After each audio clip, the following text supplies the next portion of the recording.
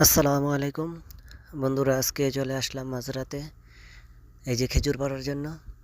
অনেক বড় খেজুরের বাগান, এখানে অনেক রঙের অনেক রকমের খেজুর আছে, সেগুলো পারতেছি।